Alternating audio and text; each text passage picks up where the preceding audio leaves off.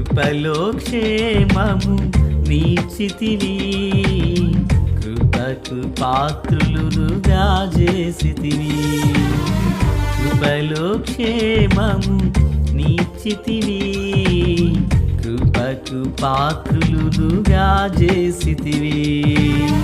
కృపను గూర్చి పాడెదనేను, కృపను గూర్చి పొగడెద నిన్ను. కృపను గూర్చి పాడెదనేను, కృపను గూర్చి పొగడెద నిన్ను.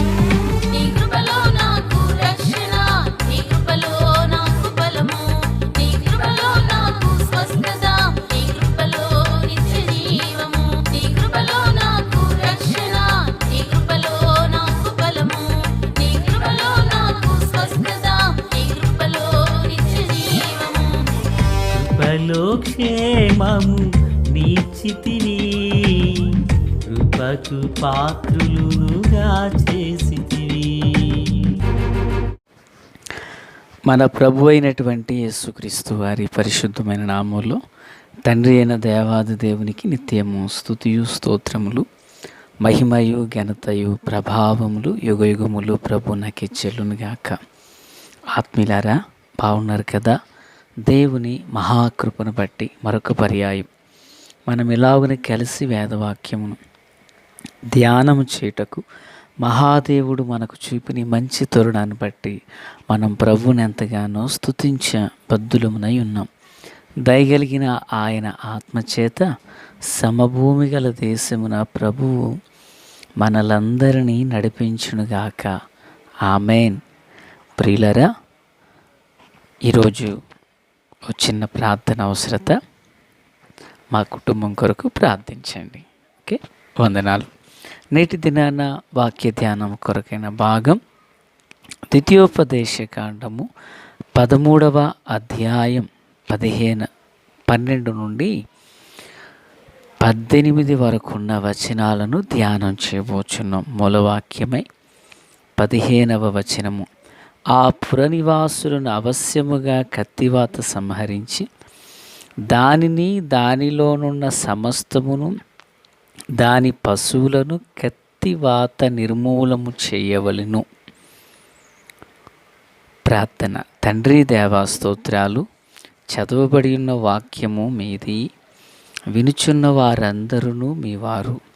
మీ దాసుడనైన నన్ను పూర్ణముగా మరుగు చేసి దైవస్వరమును వినిపింపచేయండి. మీరు అక్కడ కొరకు, రాజ్యము కొరకు సిద్ధం చేయండి. సియోనులో నుండి మీ కృపా కనికర హస్తం తోడై నడిపించునుగాక.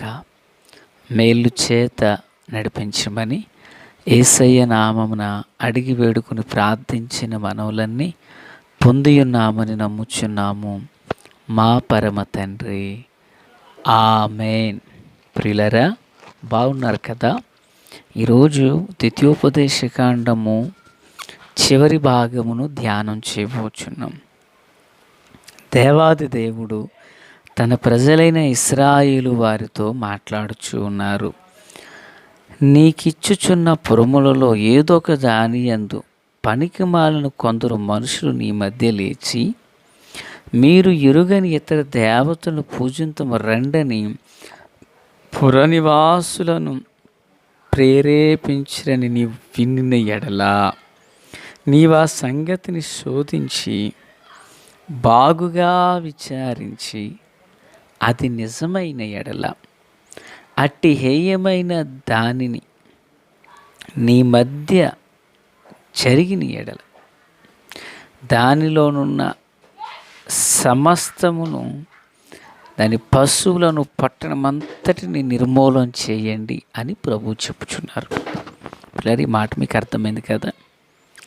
ఇజ్రాయేలు ప్రజలు వాగ్దాన దేశంలోకి వెళ్ళిన తర్వాత వారి మధ్యలోనే ఇశ్రాయేలులో ఎవరైనా ఒకరు పనికిమాలిన వారు లేపబడి విగ్రహారాధన చేదుము రెండని ఒకరినొకరు ప్రేరేపించుకుని వెళితే, అది వాస్తవమని తెలిసిన ఎడల, విచారించి తెలుసుకున్నప్పుడు నిజమే అని తెలిస్తే గనక ఆ పట్టణాన్ని బొత్తిగా నిర్మూలన చేయండి అంటున్నారు. ఈరోజు మనం నేర్చుకునే మాట నిర్మూలము.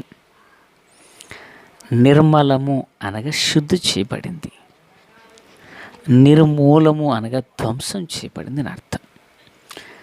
ఎందుకు ప్రభు ఎంత కఠినంగా నిర్మూలన చేయమంటున్నారు?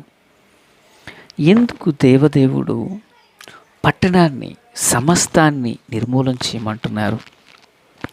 ఇశ్రాయేలుకు దేవుడు చెప్పినటువంటి విషయాల్లో కొన్ని సందర్భాలలో అసలు ప్రభు ఎక్కడ కూడా రాజీ పడక వారికి హెచ్చరికలు చేసినట్లుగా చూస్తాం.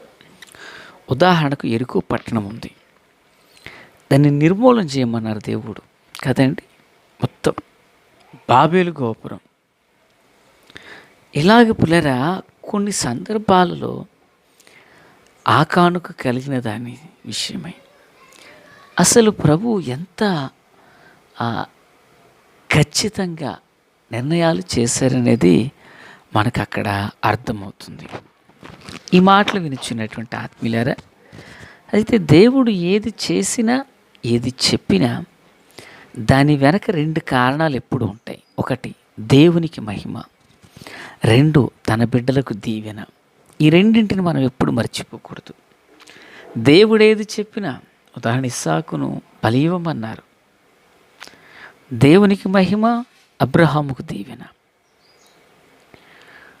ప్రియులారా, ప్రతి సందర్భంలో ఎక్కడైనాను ఈ 2 కార్యాలు ప్రభు చూస్తారు. ఒక్క మాటలో చెప్పాలంటే తన జనులైనటువంటి వారులకు 100% మేలు కలుగునట్లే దేవుడు దాన్ని చేస్తారు. ఎందుకు నిర్మూలన చేయమన్నారంటే చూడండి, ఇదే 13వ అధ్యాయము ప్రియులారా, చివరి మాటలు నేను చదువుచున్న 18వ వచనం. నీ దేవుడైన యెహోవా దృష్టికి యథార్థమైన దాన్ని చేయుచు నీ దేవుడైన యెహోవా మాట వినినప్పుడు యెహోవా తన కోపాగ్ని నుండి మళ్ళుకొని నీయందు కనికరపడి నిన్ను కరుణించి నీ పితరులతో ప్రమాణం చేసిన రీతిని నిన్ను విస్తరింపజేయునట్లు, విన్నారా పిల్లరా, నిన్ను విస్తరింపచేయునట్లు నిర్మూలము చేయవలసిన దానిలో కొంచెమైన నీ యొద్ద ఉంచుకొనకూడదు. నేను చెప్పిన మాట అర్థమైంది కదా పిల్లరా? దేవునికి మహిమ, తన జనులకు దీవెన. అదే ఇక్కడ ప్రభు చెప్పుచున్నారు. ఎందుకు నేను నిర్మూలన చేయమన్నానంటే నీ పితరులతో నేను చేసిన ప్రమాణం రీతినే నిన్ను విస్తరింప చేయడానికి, నిన్ను అభివృద్ధి పరచడానికి, నిన్ను పెక్కుమందిగా వృద్ధిలోకి తీసుకొచ్చుటకు గాను కొంచెమైనా శాపమైనది నీలో ఉండొద్దు అంటున్నారు. ఎంత గొప్ప మాట చూడండి. ఒక కొంచెము విషం పెద్ద ఆహారాన్ని పాడు చేస్తుంది కదా. కొంచెం విషం, కొంచెం పులుసుని పిండి ముద్దంతా పాడు చేస్తుంది. 6 అడుగుల మనిషి నీ ఒక చిన్న ప్రవర్తన, ఓ చిన్న మాట తన సాక్ష్యాన్ని పాడు చేస్తుంది. కనుక దేవుడు ఏమంటున్నారంటే నిర్మూలన చేయవలసిన వాటిల్లో ఏ ఒక్కటి నిర్మూలన చేయక మీరు కొంచెమైనా దాయొద్దు, దాన్ని పూర్తిగా నిర్మూలన చేసేయండి దాన్ని. ఎందుకని? నీ అభివృద్ధి దాని తర్వాత జరగబోతుంది. నీ అభివృద్ధి దాని తర్వాత జరగబోతుంది. ఇప్పుడు అభివృద్ధిని ఆటంకపరిచేది ఏది? ఆత్మీయతను ఆటంకపరిచేది ఏది? పరిశుద్ధతను పోగొట్టేది ఏది? కొద్దిపాటిదే కదా. ప్రియులారా, ఈ మాట వింటున్న సన్నిహితులారా, సౌలు మహారాజు మనందరికీ తెలుసు. ఇశ్రాయేలులకు మొట్టమొదటి రాజు అని చెప్పాలి మనం. ఈ మొట్టమొదటి రాజు అయినటువంటి ఈ సౌలు ఒకానొక దినాన దైవాజ్ఞ చేత నడిపించబడి సమూయేలు మొదటి గ్రంథం 15:3 ప్రకారంగా నీవు పోయి కనికరింపక అమాలేకులను హతము చేయి. పురుషులేమి, స్త్రీలనేమి, బాలులనేమి, పసిపిల్లలనేమి, యుద్ధులనేమి, గొర్రెలనేమి, ఒంటెలనేమి, గార్ధవములనేమి అన్నింటినీ హతము చేసి వారికి కలిగినదంతా బొత్తిగా పాడు చేసి అమాలేకులను నిర్మూలము చేయమని చెప్పాను. నిర్మూలము.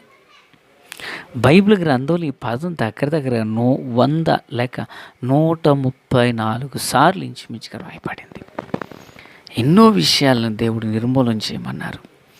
సో వాటిలో ఒక విషయం ఏంటంటే, సమూయేలు రాజరికానికి వచ్చిన తరువాత అమాలేకీలను నిర్మూలన చేయమన్నాడు. అయితే ఈ సమూయేలు ఏం చేశాడు? అమాలేకీలు వారు చాలా ఎత్తరైనటువంటి వాళ్ళు. వారి పశువులను తీసుకున్నాడు. నిర్మూలన చేయవలసిన వాటిని నిర్మూలన చేయక, తగలబెట్టవలసిన వాటిని తగలబెట్టగా వాటిని కొన్నిటిని కాపాడాడు. ప్రియులారా, అమాలేకీలు అందరిని చంపమన్నాడు, నిర్మూలన చేయమన్నాడు కదా దేవుడు. నిజానికి సౌలు ఎవరు? గాడిదలు కాచుకునే వ్యక్తి. దేవుడు ఎక్కడ తీసుకొచ్చారంటే, ఆ వ్యక్తిని ఇజ్రాయేలు మీద రాజుగా ఉండుటకు దేవుడు చేశారు. దేవుడు ఎంత మహాఘనత కృపను అనుగ్రహించినందులకు కృతజ్ఞత హృదయంతో సౌలు ఏం చేయాలి? ప్రభు చెప్పిన ప్రకారంగా నిర్మూలన చేసి రావాలి. అయితే ఈయనేం చేశాడంటే, చెప్పింది చేస్తాడు, చేయింది చేస్తాడు. అబ్రాంలాగా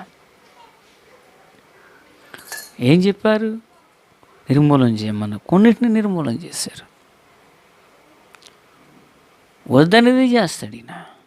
అన్ని నిర్మూలన చేయడు, కొన్నిటిని బ్రతకనిచ్చాడు.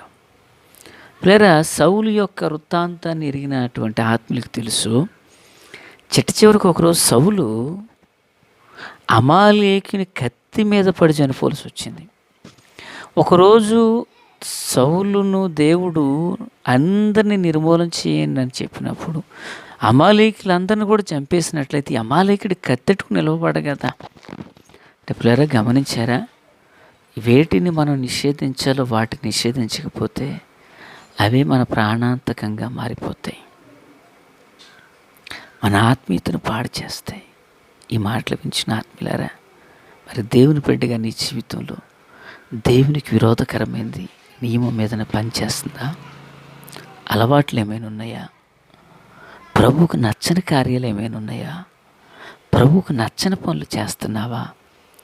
వాటిని నిర్మూలన చేయి. నీ అభివృద్ధి ముండ్ల పొదలు నరికి వేసిన చోట మొక్కలు ఎదిగినట్లుగా ఉంటుంది. ఒకవేళ ఇంకా వాటిని ఉంచినట్లయితే ముండ్ల పొదల్లో మంచి మొక్కల వల్ల ఉండిపోతుంది. ఎందుకంటే పొదలు వాటిని అణిచివేస్తాయి, అభివృద్ధిలోకి రావు. నిర్మూలన చేయవలసిన వాటిని నిర్మూలన చేస్తే దేవుడు విస్తరింప చేస్తాడంట. ఆ కృపచేత దేవుడు మనలందరినీ దీవించునుగాక. ఆమేన్. తండ్రి దేవా స్తోత్రం.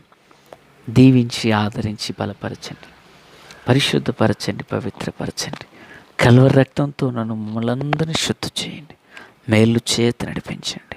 యేసు నామములో ఆమేన్. Praise the lord. ప్రియులారా, ప్రార్థించండి. నా కొరకు, పాస్టర్ గారి కొరకు, బిడ్డల కొరకు ప్రార్థించండి. Praise the lord.